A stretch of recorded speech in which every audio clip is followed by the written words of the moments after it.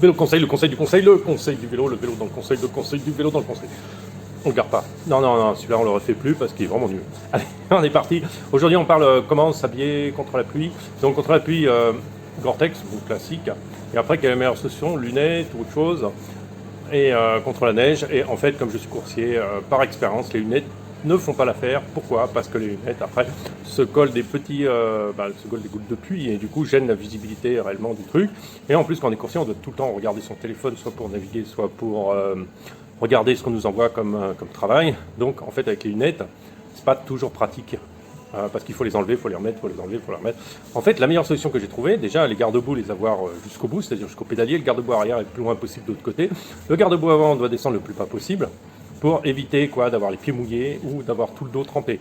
Voilà, parce que quand on roule longtemps, c'est très désagréable et on prend froid.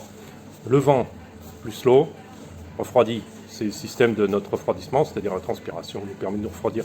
C'est exactement comme ça que ça marche. Donc si on ne veut pas être refroidi, faut couper le vent. Donc voilà, la meilleure configuration que j'ai trouvée, c'est en fait la casquette de trail. Pourquoi la casquette de trail? Parce qu'elle est légère, elle tient bien la tête, elle a une casquette assez longue et surtout elle sèche très vite.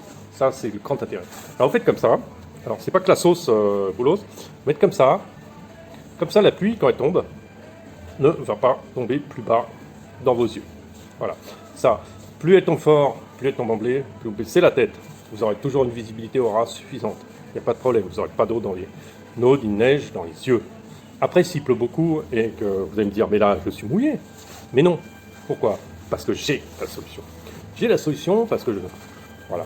Vous combinez les deux et vous fermez bien comme ça. Voilà. Comme ça, l'avantage de la casquette de trail, c'est qu'elle tient bien en place. Et quand vous tournez la tête, ça emmène la capuche. Ça évite de vous retrouver un œil dans le noir. Voilà. Et elle emmène la capuche et vous permet de regarder dans tous les sens. En plus, ça vous protège de l'eau, en grande partie. Si ça pleut beaucoup, une Gore-Tex ne suffit pas. Mais ça vous protège en grande partie de l'eau. Après, quand il arrête de pleuvoir, vous enlevez ça. La casquette va sécher très rapidement. Et voilà, le boulot est fait.